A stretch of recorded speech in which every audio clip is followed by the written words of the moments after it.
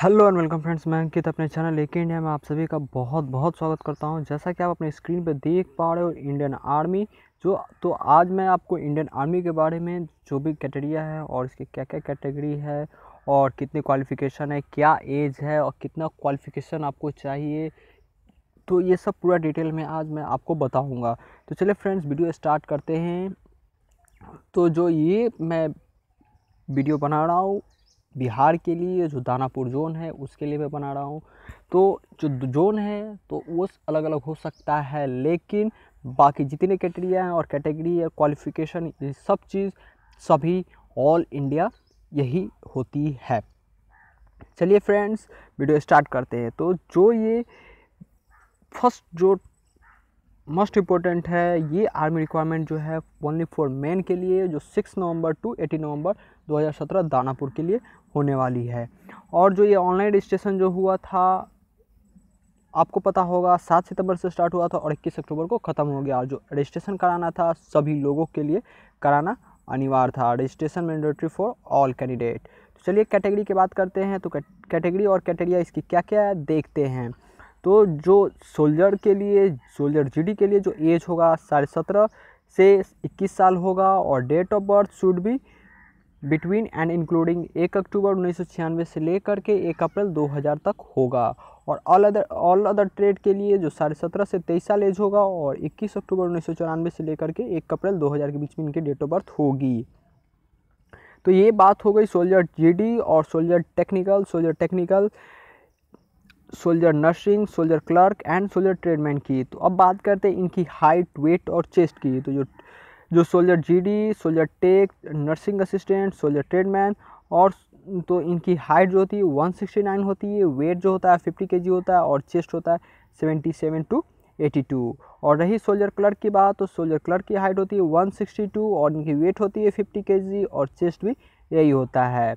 और फिर जो देखते हैं आदिवासी कैंडिडेट के लिए, जो आदिवासी कैंडिडेट होंगे जो वीडियो देख रहे होंगे, उनकी हाइट जो होगा एक 162 होता है, और वेट जो होता है 48 kg, और चेस्ट जो है 77 to 82 kg।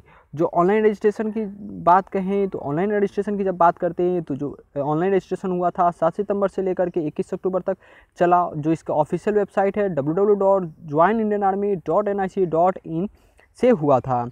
और अब बात करते हैं एडमिट कार्ड की क्वालिटी कैसी होनी चाहिए। तो ब्लैक एंड वाइट होना चाहिए और लेजर प्रिंटेड होना चाहिए, यानी कि अच्छा गुड क्वालिटी में होनी चाहिए। अब बात करते हैं फ्रेंड्स रैली प्रोग्राम के लिए। तो जो रैली प्रोग्राम है, आपका जो एडमिट कार्ड निकलेगा उसमें आपका डेट इंक्लूडेड होगा, आपको किस डेट में बुलाया जा रहा है। तो फ्रेंड्स अब नेक्स्ट बात करते हैं एजुकेशनल क्वालिफिकेशन फॉर रिक्वायरमेंट। आपको क्या एजुकेशनल क्वालिफिकेशन होना चाहिए किस कैटेगरी के लिए। तो अगर आप सोल्जर जीडी से हैं तो रजिस्ट्रेशन कर चुके हैं, फॉर्म फिलअप किए हैं, तो आप मैट्रिक पास होना चाहिए 30% मार्क्स के साथ। अगर आप सीबीएसई बोर्ड से हो तो आपको डी ग्रेड होना चाहिए 33 to 40 इन इस सब्जेक्ट, एंड मिनिमम 45% मार्क्स होनी चाहिए। और C2 अगर होगा ग्रेड तो आप 4.75 पॉइंट्स एग्रीगेटेड होनी चाहिए मार्क्स। अगर आप सोल्जर टेक से जा रहे हो तो सोल्जर टेक के लिए जो होगा आपका 10+2 पास होना चाहिए। Physics, chemistry, math and English, और मिनिमम 50% मार्क्स होना चाहिए एग्रीगेटेड, 40% मार्क्स इन इस सब्जेक्ट। अगर आप सोल्जर टेक से जा रहे हो इसके लिए एग्जामिनेशन के लिए तो 10+2 पास होना चाहिए। Science with physics, chemistry, math and English with minimum 50% marks in aggregated, and 40% marks in इस सब्जेक्ट, और 3 ईयर डिप्लोमा इन इंजीनियरिंग, यानी कि आपको 3 साल के लिए डिप्लोमा की सर्टिफिकेट चाहिए। नेक्स्ट बात करते हैं सोल्जर टेक नर्सिंग के लिए। तो 10+2 पास होना चाहिए physics, chemistry, bio and English. और वो इसी तरह जो सोल्जर टेक के लिए था 50% मार्क्स होना चाहिए एग्रीगेटेड, एंड 40% मार्क्स कंपलसरी होनी चाहिए सब जितने भी सब्जेक्ट उसमें, ठीक है। अगर आप सोल्जर ट्रेडमैन के लिए जाते हैं तो सिंपल आपको मैट्रिक पास होना चाहिए, और जो जनरल कैटेगरी और एसटी कैटेगरी के लिए, ठीक है। तो अब नेक्स्ट बात करते हैं सोल्जर ट्रेडमैन के लिए। तो सोल्जर ट्रेडमैन के लिए क्या है, इसमें जो कैटेगरी है house keeper and mess keeper के लिए तो 8 पास होना चाहिए, 8 स्टैंडर्ड पास होना चाहिए, ठीक है। अब नेक्स्ट बात करते हैं सोल्जर क्लर्क के लिए। तो सोल्जर क्लर्क के लिए should have a secure 50% marks in इस subject and 60% marks in aggregated in class 12। आपको सभी सब्जेक्ट में 50% मार्क्स चाहिए, और 12th में आपको 60% नंबर से पास होनी चाहिए। जो इसमें सेकेंड जो है should have a study English and math, आपको 12th में इंग्लिश और मैथ स्टडी करनी होगी। मैथ या अकाउंट या book keeping in class 12th और 10 should have secure minimum 50% marks in each of this subject whether study in class 10th and 12th। अगर आप ग्रेजुएशन कर चुके हो तो ये भी आपके लिए फ़ायदेमंद होगा। आपको जो जब आप जाओगे रैली के लिए तो आपको कौन कौन सी डॉक्यूमेंट साथ ले जानी होगी, तो ओरिजिनल सर्टिफिकेट ले जाना होगा और 2 फोटोकॉपीज़ उसकी आपके साथ होनी चाहिए।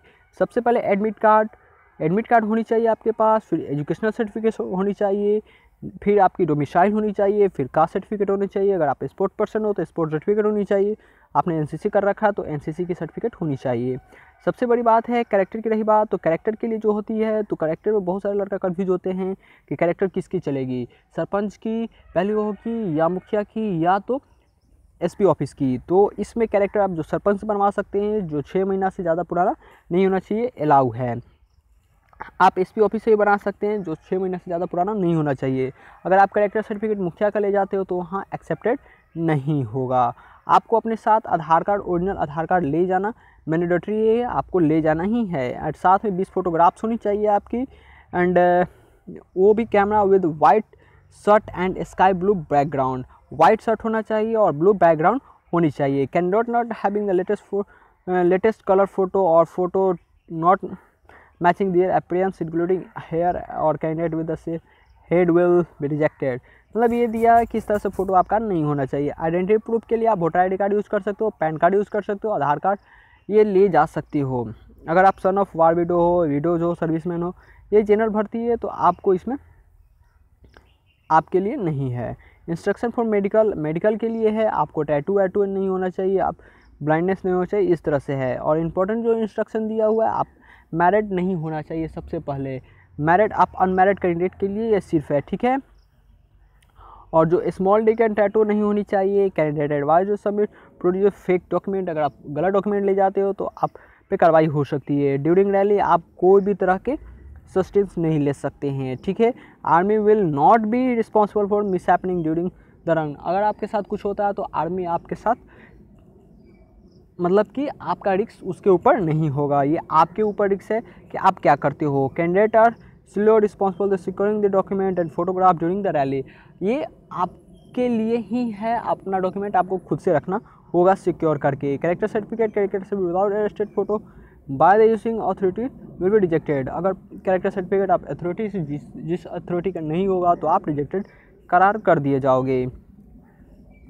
तो इस तरह से कुछ इसके थी इन्फॉर्मेशन जो मैंने बता दिया। और आपको लास्ट टाइम जो बॉन्ड बनाया जाएगा और आपको इस तरह से कुछ फाइल मिलेगा जो आपको यहाँ अपना सिग्नेचर करना होगा, और इस तरह से आप रैली में जा सकते हो और अच्छे से दौड़ सकते हो और डॉक्यूमेंट पूरा करने के बाद।